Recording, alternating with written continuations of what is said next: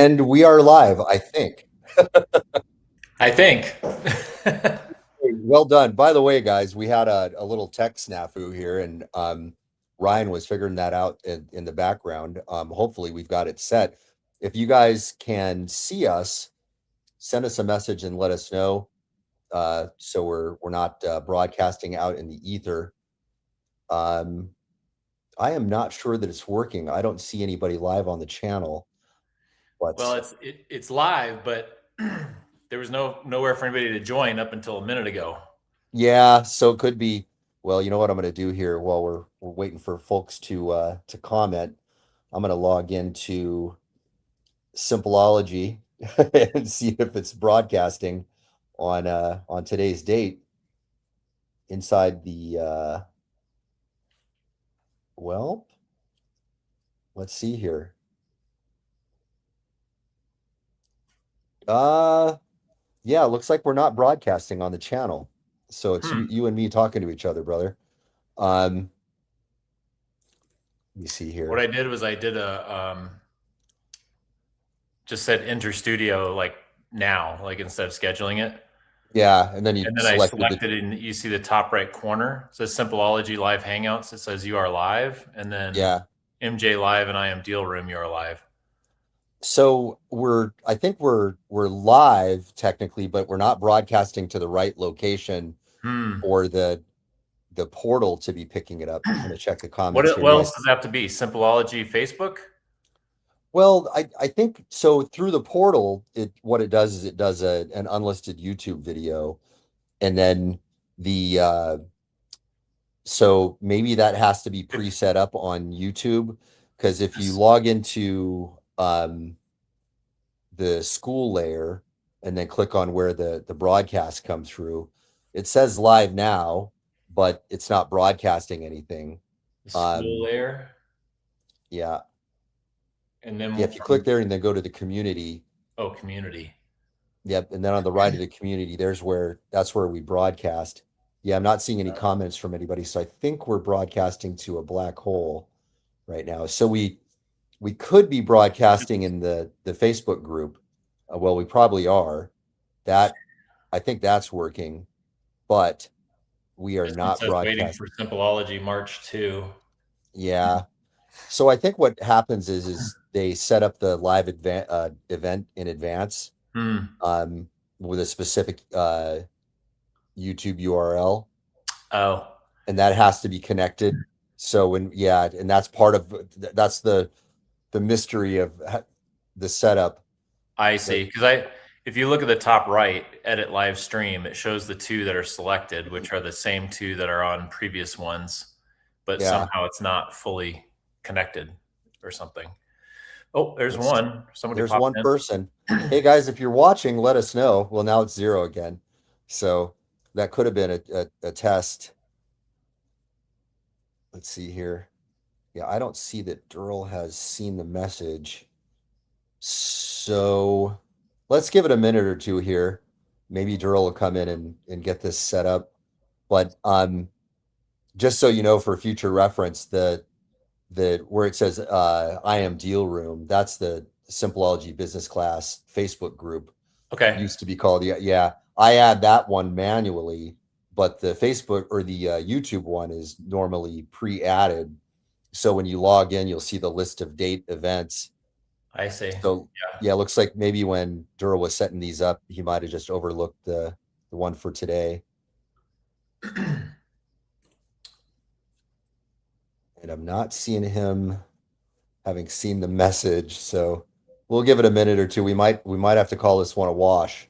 Yeah, sorry. Yeah. Hey, not your fault. Let's see. By the way, guys, let's see. So we do have 1 or 2 people watching on Facebook, so we may as well roll with that. Okay, cool. Yeah. Excellent. So I do see a couple people watching on Facebook.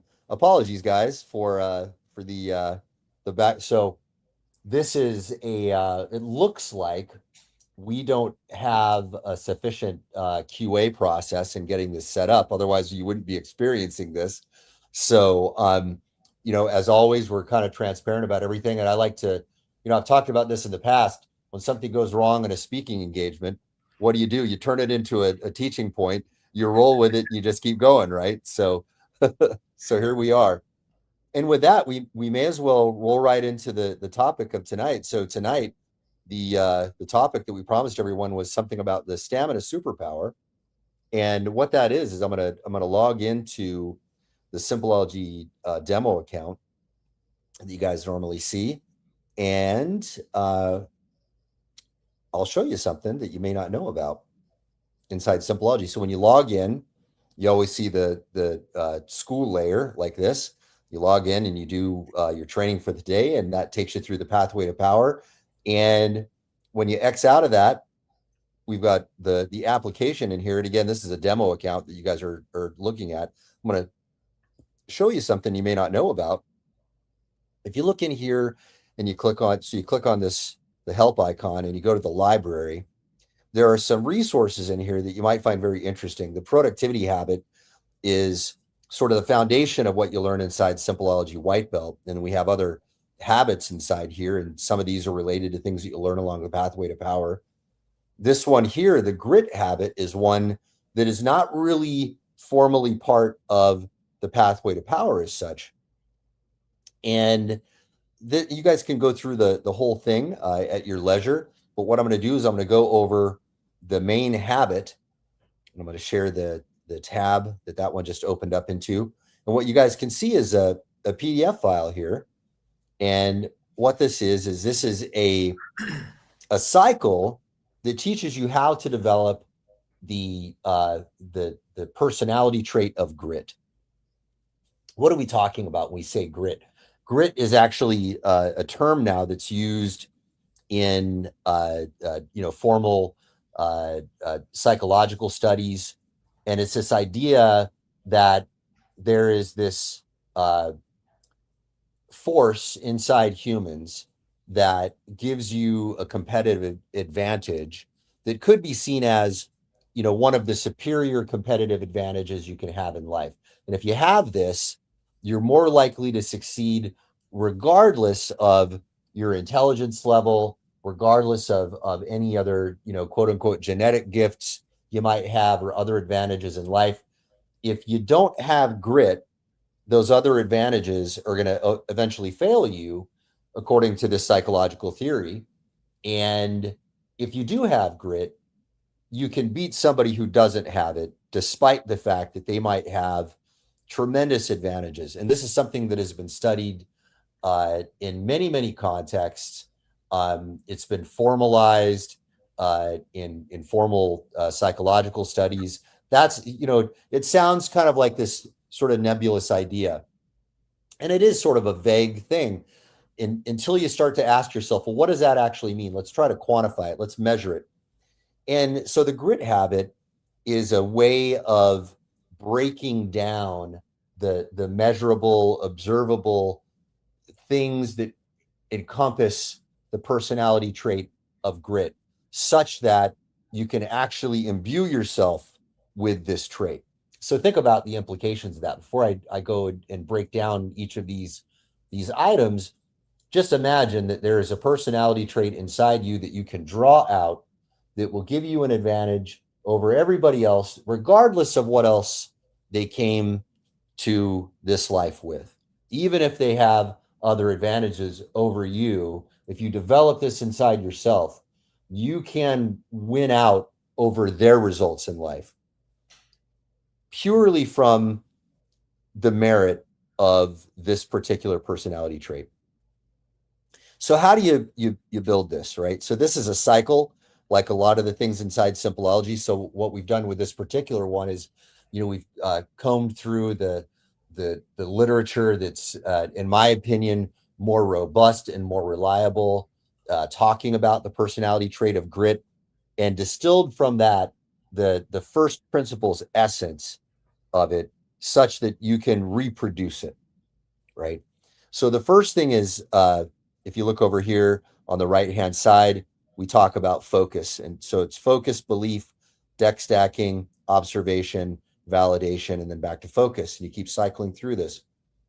And focus and you guys can read this on your own if you want to, and I definitely recommend you do this. It's a great resource, great thing to print out and have around, probably good for family members. I think personally, I think this is a very worthwhile thing to build up in any group of people, because any group that has this is going to be more resilient than those that don't. And so focus, this is the fundamental core of grit. If one cannot remain focused on what they are working to accomplish right out of the gate, they're unlikely to achieve it. This is pretty obvious, right? This is part of what we do inside Simpleology. It says using Start My Day every day in accordance with the productivity habit, which is what you guys learn in Simpleology White Belt, is the best way to remain focused. So click do today's training, which now this was a resource created before the latest version of Simpleology. Now it says Simpleology School. That's the same thing. So you click on that, and then you complete the training where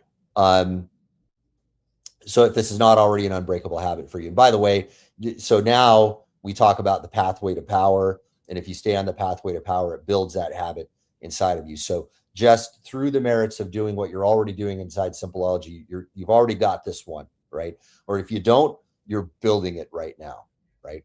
So this is one of the many, many reasons you log in every day at my.simpleology.com, and then you do watch whatever videos on the screen and let it guide you through the pathway to power. Now, the second part, this is also addressed by that belief. So your belief about three things will greatly affect your ability to persist toward your goals. Your target, is it achievable? Is it worthy of you? And then something you have to believe about yourself. Are you capable? Are you worthy of it? And then something you have to believe about the world. There is no failure, only feedback, and so on, right? So, by the way, this is not something we directly teach, but it's being taught to you indirectly throughout the pathway to power. So, you may have noticed on the videos, you'll hear my voice on there. And in addition to what we're teaching you in that lesson, I'll throw other things in there. And there's a lot of stuff happening that's kind of invisible, right? And we don't draw attention to it. But it's okay if you notice it, right? But this is one of the many things kind of going on psychologically, passively in the background as you go through the pathway to power. We're programming your mind in a way, right? We're very transparent about that, about this programming process. That's the whole reason you're going through the pathways, is you're accepting a way of programming yourself that's going to bring more out of you. And part of that programming, if you will, is programming about your beliefs, about your targets, about yourself, and about the world. And this notion that there is no failure, only feedback. If you guys have any questions about that, feel free to submit some questions. Should be kind of self-evident, but it's that concept right there we could talk about probably for about 3 hours and still have a lot left to say. Okay, so let's talk about deck stacking. So deck stacking is all about preventing obvious problems. Perseverance is hard enough as it is. Make things easy on yourself by developing an excellent work ethic. See the productivity habit. And by the way, this is what you're learning in Simpleology 101 and in Simpleology White Belt, and this is reinforced throughout the remaining belts. And it's you can make these things easier on yourself by having vibrant health. And it says see the high energy habit as something that you'll definitely learn a lot more about when you get to the Simpleology 103 section. Once you've gone through the praxis path, you get back into the theory path, and Simpleology 103 gives you a really deep dive into the high energy habit and shows you how to incorporate that into your life. And then by creating an environment conducive of success, it says use Kankyo Kaizen. This is what you learn in Simpleology Orange Belt. And I see some folks, there's a gentleman who logged in before we got started with the live and was telling us a story about how Orange Belt has affected him. It's going to be fun to share that with you guys in this context, and so on. So staying the course will create momentum, which is the best way to stack the deck of all. And the whole pathway to power is kind of teaching you. It's one of the things that you're learning passively, is that you're learning how to stay the course. If you learn how to stay the course in anything that you're doing, you're going to have a tremendous advantage right out of the gate, right? I mean, it's one of these self-evident things that we lose track of in life. it's very easy to get off track. It's so easy that there have been books written all about this notion of getting off track. If you ever read C.S. Lewis's The Screw Tape Letters, I just Oh want to yeah. check in with Ryan. Ryan, did you ever read that one? Yeah, I've read it 3 times. Oh man, great book to read three times, right? Yeah. And a lot of people, they read Outwitting the Devil by Napoleon Hill. And if you haven't read the Screw Tape Letters, it's easy to not know that really Napoleon Hill was borrowing a lot from Mm, C.S. Lewis, I think. No, nothing against that work by Napoleon Hill, by the way. I think Outwitting the Devil is a great book. Um, and there's, it's reiterating some of the same things, right? It's kind of all about, hey, if you could personify what evil is, part of it is getting you off track in life, mm. right? Yeah. So next one is observation. So if we zoom back out on the whole cycle here, observation is the fourth step.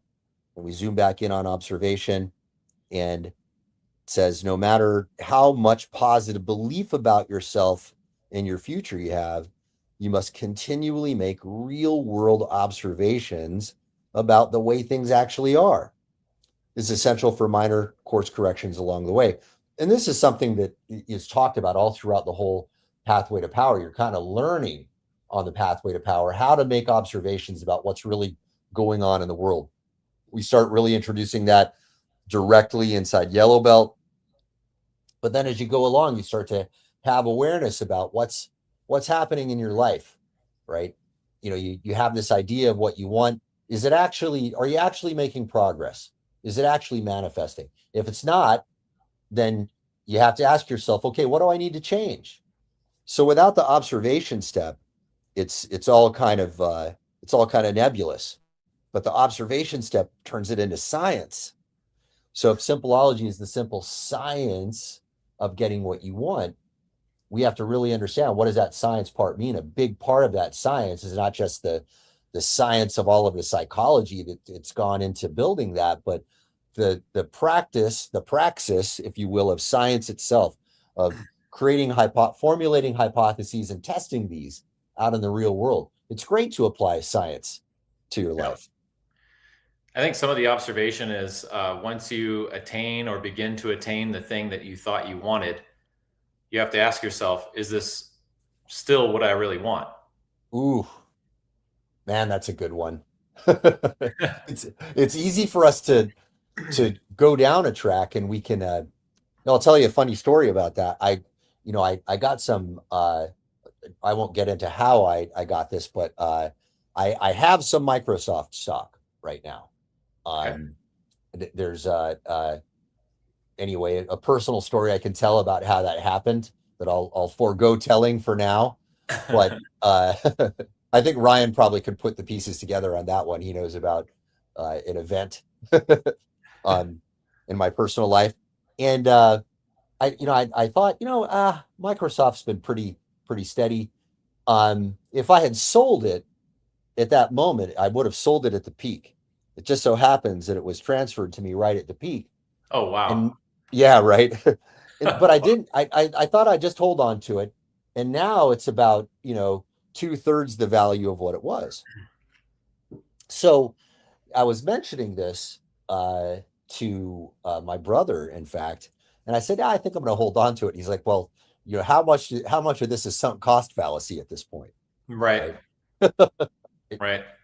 If you guys are not familiar with sunk cost fallacy, it's this idea of like, well, I've already put all this energy into this thing, I may as well keep doing it, right? Hmm. And sometimes that's a good thing. Sometimes it keeps us on track and prevents us from not staying the course.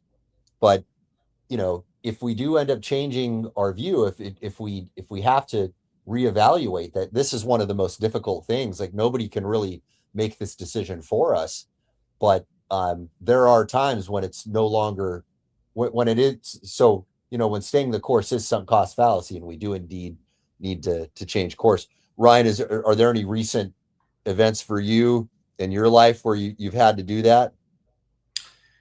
Um, I mean, I do trade. I trade options, so occasionally you have to just acknowledge that you're in a position that's needs to be closed out. Yeah. You know, Yeah. so definitely that applies there, similar to what you were talking about.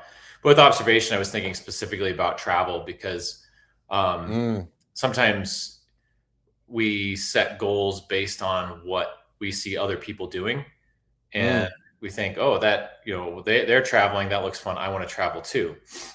yeah. And then when it comes down to it and you start experiencing the reality of travel, you might think, well, I enjoyed seeing that stuff, but man, travel's a lot of work, and it is. Really is. you know, uh, there is a lot of value in having a home base and having routines and when you travel, all that stuff gets thrown out of kilter. Your sleep goes off schedule, your exercise goes off schedule, your diet goes off schedule. So um, that's why I think observation about once you begin to achieve the things you thought you wanted, you know, ask yourself, do I still want this? Like, you don't have to keep traveling if you find out, you know what, I actually don't really like traveling that much. Or maybe you like a certain type of traveling. Maybe you don't like international travel. Maybe you like road trips inside the US, and that's okay. You don't have to do exotic stuff for it to be valuable or fun. Yeah. I love hearing you say that because that is a point that I've come to in my life. And in my second marriage, that was and no disrespect to her at all. We just saw this very differently. She had a belief about wanting to travel to all these locations. And for me, I was at a point where I was like, you know what? I think a lot of this is marketing. You know, it's it's because having experienced this, like, oh, I hear about this wonderful exotic location that everybody's supposed to go to, and then I get there and I'm like, I'm not feeling anything right now. This doesn't seem like a big deal to me anymore. In fact, it feels like this was a lot of effort for something that wasn't as big of a deal as I thought it would be. Right. Yeah. I Yeah. can relate to that. I'm very much a home base guy now. Yeah. Yeah, me too. But here I am right in the middle of international travel right now. I just finished 2 days of flight, which was exhausting. And Ooh. yeah, oh well, and I'm palpably reminded of why I don't travel that much, right? Mhm. I don't have that as a value in my Right. life. Yeah. So for validation, so it says validation can occur either internally or externally. In an ideal world, one could have absolute internal validation, and no matter what happens in the outside world, they would remain undeterred. Of course, no one has perfect stamina, so it's essential to organize things such that you can experience a steady stream of internal and external validation. So, to kind of bring this home and help everybody think about this, if you think of a great uh, athlete, right? A lot of great athletes went through periods where they weren't all that great. You might have heard the classic story of Michael Jordan, where he didn't make the varsity team his first year, and he didn't have that external validation. In fact, he had negative external validation.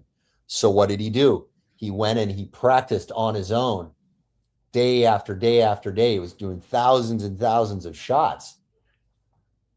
So that internal validation alone was driving for him. Now, how far can somebody do that before they require external validation? It's a mystery. Nobody knows, right? But we do know that if we do get some external validation, we're more likely to carry on. And that's another beautiful thing of what's been, kind of baked into the whole pathway to power is you're getting all sorts of external validation from multiple sources, from the community, from your being able to observe your progress on the pathway and being able to observe the fact that you're getting actually a lot more done in the real world, right? Mhm. So it's designed to give that external validation. Ryan, have you had I'll check in with Ryan before we go to the questions from everybody. Um, have you had an experience where you had to push through the internal validation alone for a while before you? Yeah, I would say the thing that comes to mind is probably with cycling. Yeah. And I explained this concept before, but I use an app called Strava. It's very Mm, popular with cyclists and runners in particular. and there are segments where you can compete for the fastest all time on that particular segment. And it's when you Yeah. get it, it's called the KOM, the King of the Mountain. And you know, I started getting interested in competing for KOMs, but you doubt yourself. You're like, can I actually be the fastest on this segment out of everybody who's ever done it? And not just everybody who's ever done it. Each of those people might have done that same segment 10 or 20 or 100 times. So Mm. you're talking about thousands, literally thousands of attempts. Now, Wow. every time somebody does that segment, that doesn't mean they were actually trying to get the fastest time. Some people never try. And so Mm. they'll naturally be in the bottom 50% of all times recorded on that segment. But you start to see some similar faces up in the top tens in your area, Mm. and you see some of them are semi-pro or retired pros, Yeah. and so then you start doubting yourself, like, can I, who am I to compete with these guys? Like, Yeah. and you just keep training, keep pushing, and then keep trying, even when you feel like you don't know if you can. You just go for it, and you Mm. try, and then you see where you rank. And then one day you crack the top 10 and you're like, oh, I guess I can do this. Yeah. And then now you have some external validation. But up until that point, it's all belief. Just kind Yeah. of, if I keep training, if I keep practicing my sprints and practicing intervals and writing and logging the miles and getting sufficient rest and working on my nutrition, right? It's all you just have to believe that you're going to get there if you put in the work. And that's kind Mm. of, I mean, it's not an overnight process at all. We're talking, you know, if I look back on my records now, it's like when I started to ramp up my training, I began to get more, but then now it's becoming heavily weighted. Yeah. So I'm getting more and more KOMs now because it's a cumulative effect, right? So all that training over the last 2.5 years is paying off in a big way now. That sounds like a really brilliantly designed app. That's I wonder, I'm curious, do the KOMs, do they have like regional or like do they break it down so that there are like smaller tiers of KOM, or is everybody shooting for like of it, all the people who have ever done a You're particular segment? competing with every single person who's ever done it, and they do split it up by gender. So there's QOM, Queen of the Mountain, and KOM, King of the Mountain. So that way the women have like a leaderboard that's all them, and they can compete. Obviously, e-bikes are their whole own category, so you can't compete on an e-bike against people on regular bikes. Yeah. And velo, have you ever heard the term velomobile? Never. Okay, a velomobile is basically a bike with a fairing, like a fairing on the front, like some sort of enclosure. Hmm. So that's very aerodynamic. So that's its own category. So for cycling, it's all unfaired bicycles, human powered, unfaired bicycles. So that's the category.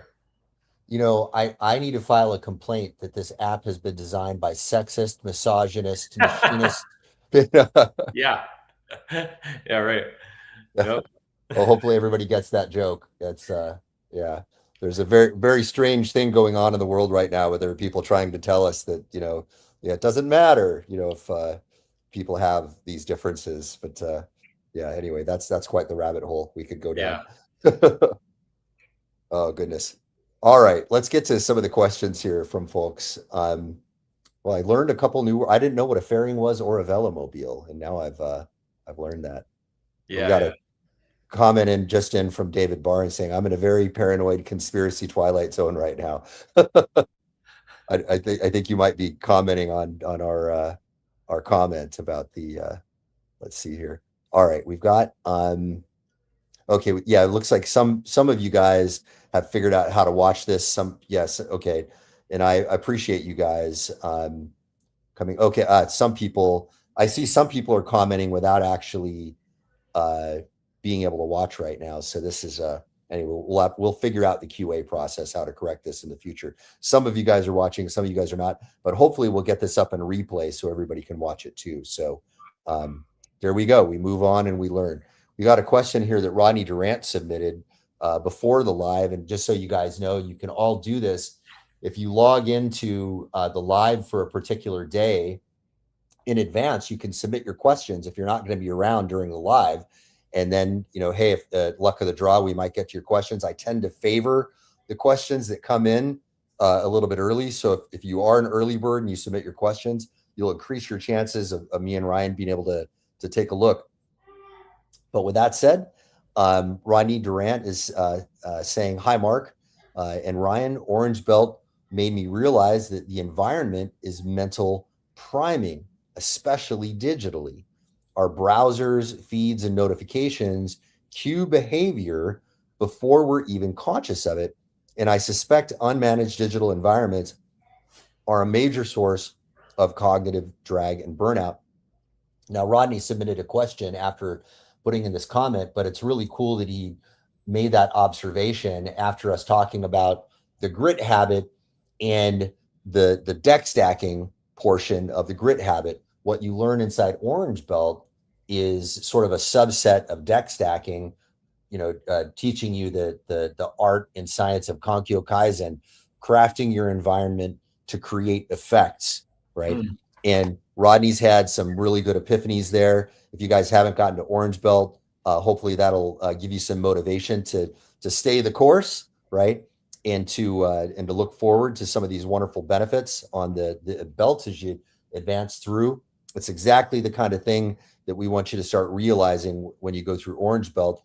And it's this beautiful, unexpected way to harvest gains in your life. Once you get through white belt, you think, I kind of got this figured out. Then you get to yellow belt and you go, oh wow, hey, I can take those learnings and direct it toward a very specific purpose, and that's going to amplify my power. And then you get into orange belt, oh wow, there I can just change my environment a little bit and I can amplify the results even more. And as you go through the whole pathway to power process, you start having epiphanies like this that give you more and more ability to get what you want. So Rodney's question here that he wrote after that comment, and thank you, Rodney, for sharing that.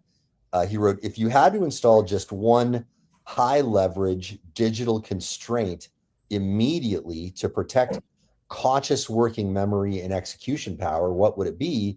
How would you apply this constraint using Kankyo Kaizen rules specifically to the digital world? Well, the very first thing I would say, Rodney, is log in every day to my.simpleology.com and do the pathway to power. It's literally designed specifically for that, because this is part of how Simpleology literally raises your IQ, right? And this isn't just a marketing claim. This is something we can validate and back up with science. We know very clearly. I've talked with some of the scientists who are actually in the process of studying IQ, trying to understand what does that mean, right? We used to have this, these tests, and we would measure this, and then scientists were asking, well, wait a minute, what are we actually measuring here? So over time, this study of intelligence has become more and more sophisticated, and their general consensus now is that everybody's trying to find an approximation for what they're calling G, right? And G is is a shorthand for general intelligence. So it used to be that some of these IQ tests were measuring things that one could argue are culturally specific, right? So, what is it that we're actually measuring?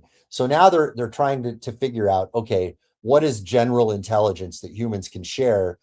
And to give you an idea of how important that is, that G, and they're creating tests to get a closer and closer approximation of what G is.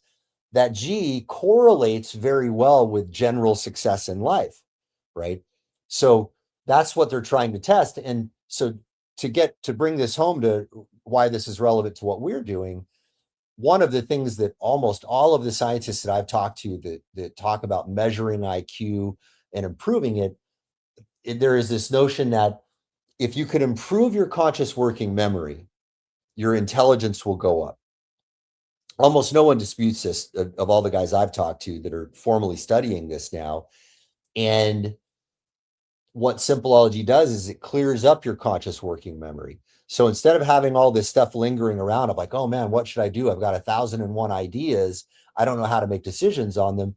Simpleology, when you log in and you go through it and you do start my day, it shuts those things down and it frees up conscious working memory and actually increases your IQ. So Rodney, that's the first one. I have some other suggestions too, but I want to check in with Ryan. I know you are thinking about this kind of thing all the time.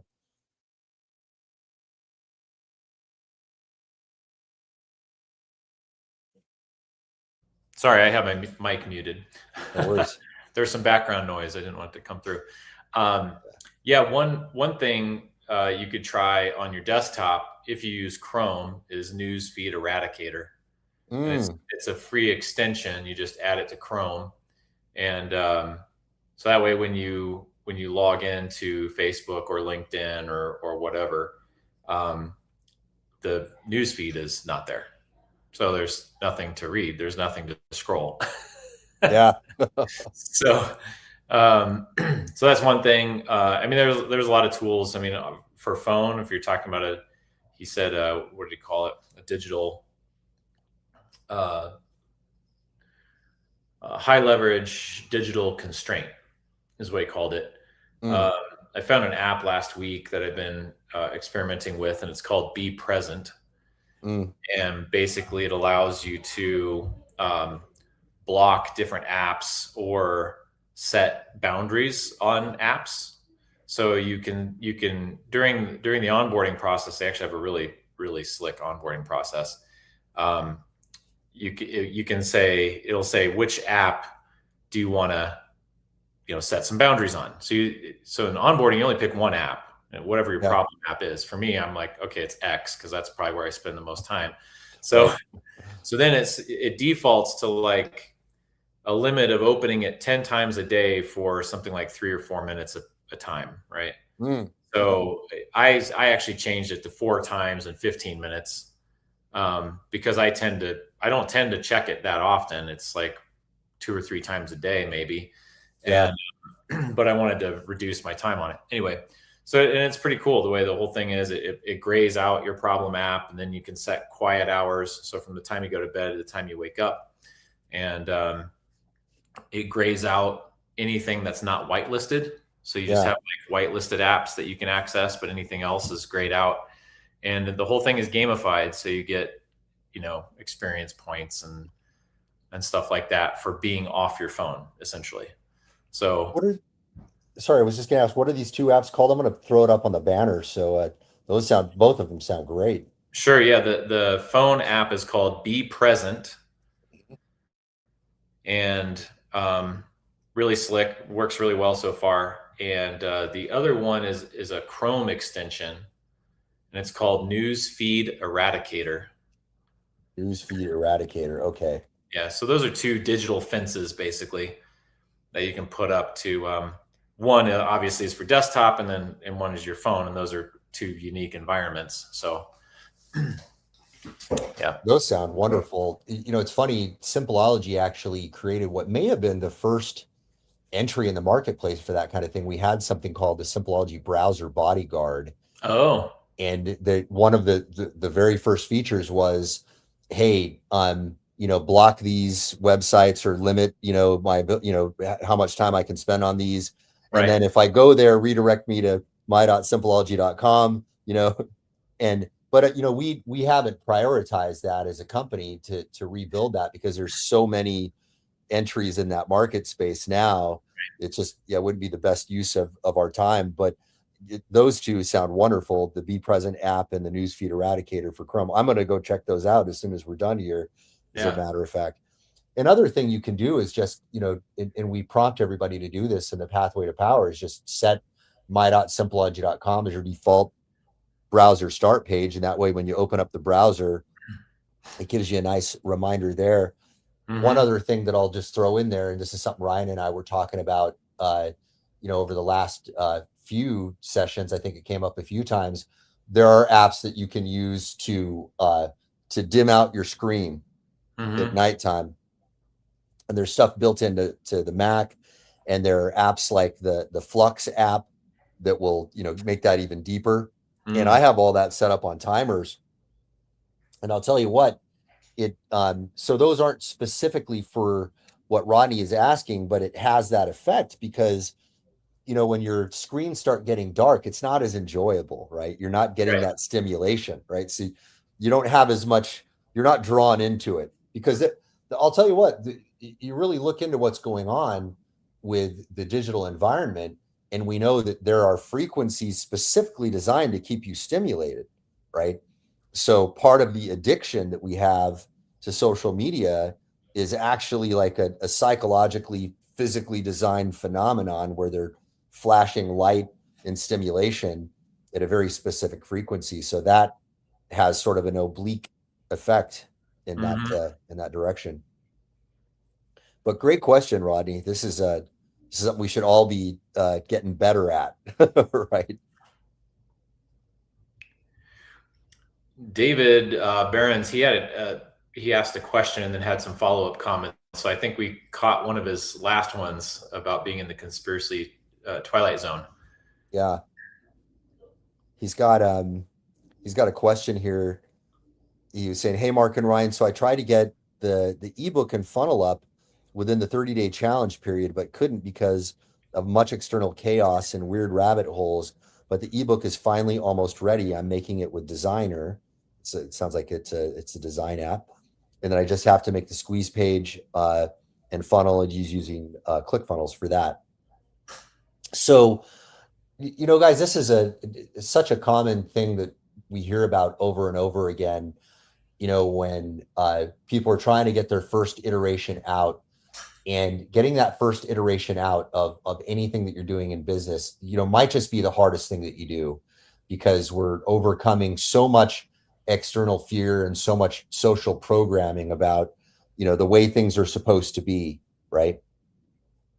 Mm-hmm. So, when David, you're talking about that external chaos and the weird rabbit holes, I'm going to throw a hypothesis out there. If you've read the War of Art, or we were talking about Outwitting the Devil and the Screw Tape Letters, you know, all three of those books are talking about similar phenomena and about how getting pulled off track of the thing that you want to move toward manifests in all sorts of really weird ways. So when somebody tells me they've got, existential chaos and weird rabbit holes, I've got to ask is like, okay, what's really going on there, right? Or You, is that something that we're creating to distract ourselves? As Stephen Pressfield would say, is that part of the general resistance that's around the things that we're trying to create? How much of that's legitimate and how much of that is something that we're creating, right? And not to invalidate anything that you're going through, David, but we need to kind of get awareness to that and say, okay, all right, I'm not, things are happening and I'm not achieving this thing that I'm moving toward right now. Okay, no judgment about the things that are happening. Everybody's got their lives, and there are always going to be concrete, rational reasons why we're not achieving what we're moving toward achieving. But we have to remain aware of it. It's like, okay, all that may be happening, it may all be valid, but I'm still not achieving this other thing, right? So I would especially look at the rabbit holes, David. So he go ahead. Sorry, he had, Ryan, you he were had going a to say. couple follow up comments as well. Three additional. He said, I've also been making really cool AI art with Grok Imagine, some of which is not suitable for work, but some of it is accessible to most people, but experiencing intense imposter syndrome. I'll read the rest of his comments so we can come back to that. That's kind of reconfirming the hypothesis Yes. I'm formulating here, right? Yeah. And David says, I feel like everyone sees what I'm doing and and it's stealing my fire, but I'm going to keep at it nonetheless. And then, oh, that was the context of him saying, I'm in a Yes. very paranoid conspiracy twilight zone right now. Yes. Um, yeah. So, uh, yeah. So Ryan, yeah, it sounds like you're making some of the similar observations. What do you see in there? Um, yeah. The idea that everybody sees what he's doing. I'm not sure. where that's coming from. If it's worried that people are going to spy on him and steal his idea before he gets it launched, Yeah. if that's the concern, then maybe then the antidote to that is just push harder and faster to get it launched so nobody does Yeah. steal it. Um, but yeah, sometimes I understand the feeling. Like I had an idea years ago before. I don't know if you remember Book Safari. Um, Vaguely. yeah. So, and then I don't know if Goodreads existed at the time. Mm. Um, Ah, yeah. I and remember it now. I had this idea when I was working back at Sunlights before I went freelance, and I thought, you know what, there needs to be a social media company for book lovers, and I should create that. So I registered my booklog.com, and then the programmer I worked with, Ken Gary, he decided to go in on it with me, and we were just going to be partners and build this thing. And he started building it, and he was doing a good job, but obviously he was time constrained because he worked full time for the same company that I did. And Yeah. and then in the process of building that, that's when Book Safari launched, which was funded by Amazon. Oh, wow. It was like a social media network that they built and launched while we were working on ours, and then eventually Goodreads, I guess, had gotten enough traction with librarians and the book crowd that it became the dominant network, and Amazon just bought them out. Mm. And rolled. I don't know if they rolled any of their Book Safari tech into Goodreads or not. They've not done a great job of maintaining or advancing Goodreads. Unfortunately, it's like a low priority for them. But point is sometimes you do have an idea that other people have, and Yeah. time is of the essence to get the thing out there. Yeah. Otherwise, the moment is lost.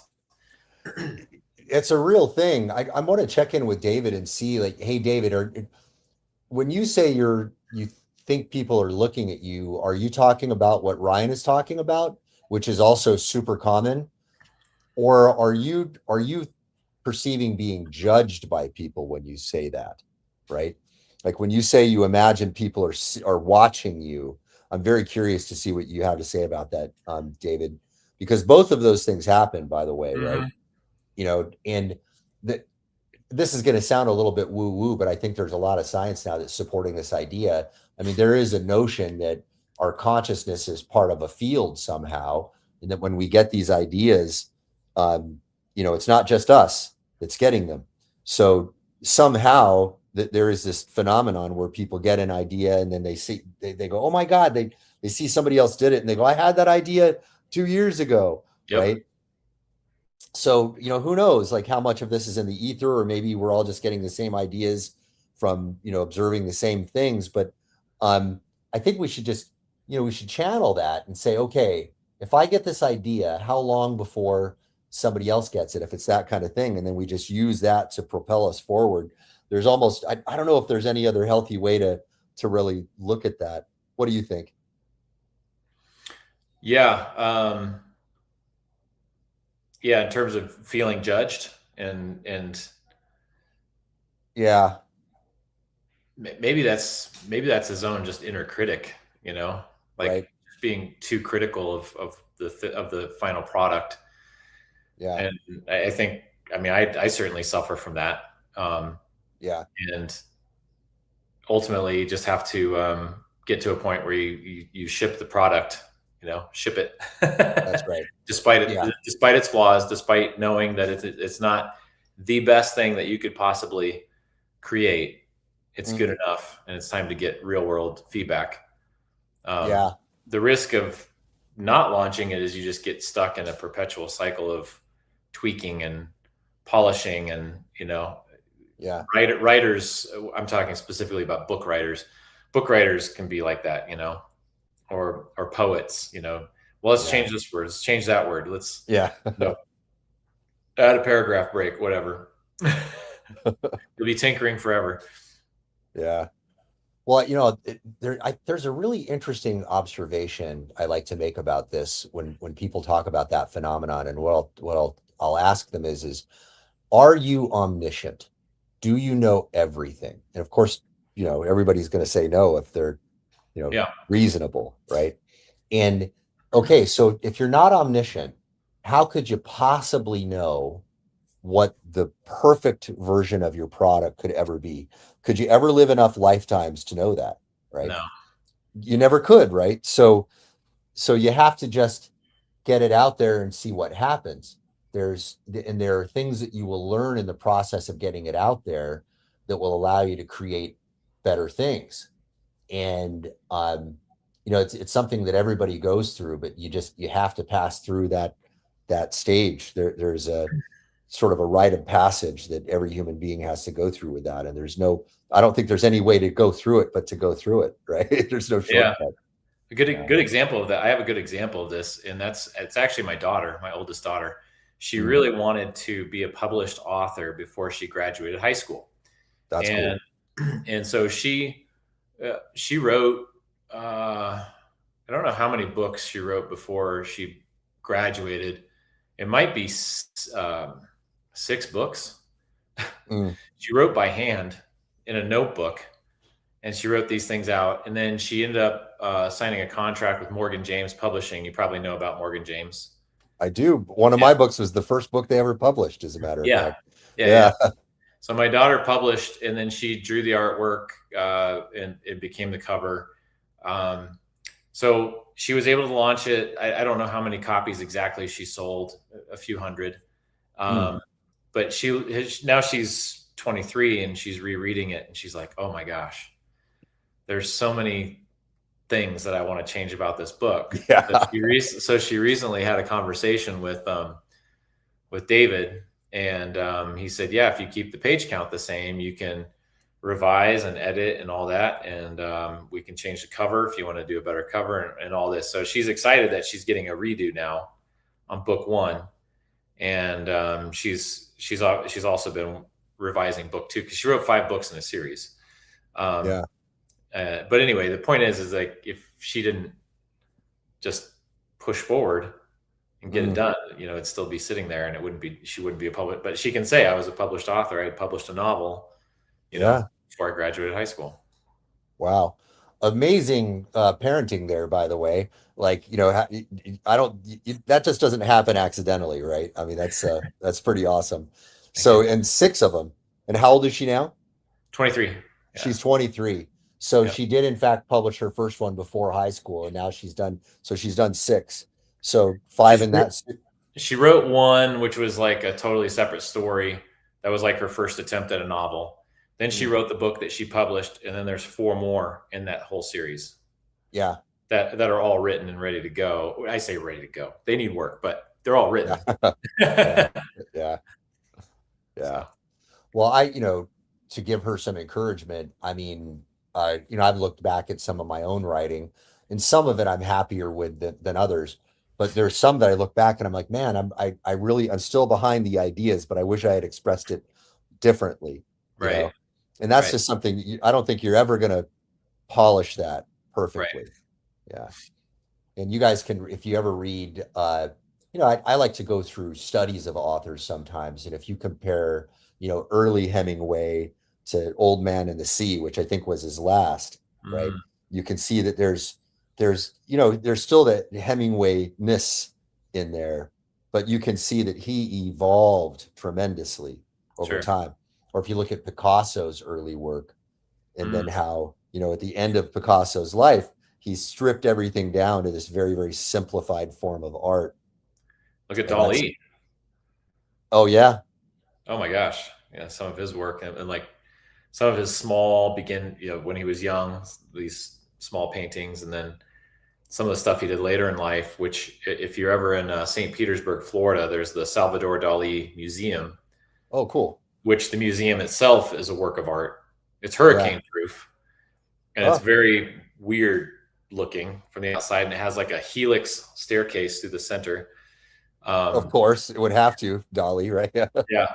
and some of those paintings that he did are enormous, like Mm, 40 feet tall, you know like so huge. And then you see one thing when you stand up close, and then you have to walk 100 feet back or 200 feet back, and then you see Mm. something else.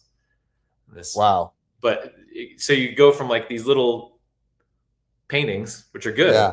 to this. Yeah. Wow. And so and they've organized it such that you can see wow. Yeah. That's I think everybody should go through that. Something I think to be observed here, and wow, we have blown through the time. I'll just say really quick. So I need to kind of make a pilgrimage to go see that at this point, just to experience that. That sounds like something everybody should go check out, because think about this. If an artist goes through this progression in their development as an artist, but you still remember some of the early work of Mm-hmm. that artist, right? We still talk about For Whom the Bell Tolls, which I think was Hemingway's second Hmm. book, right?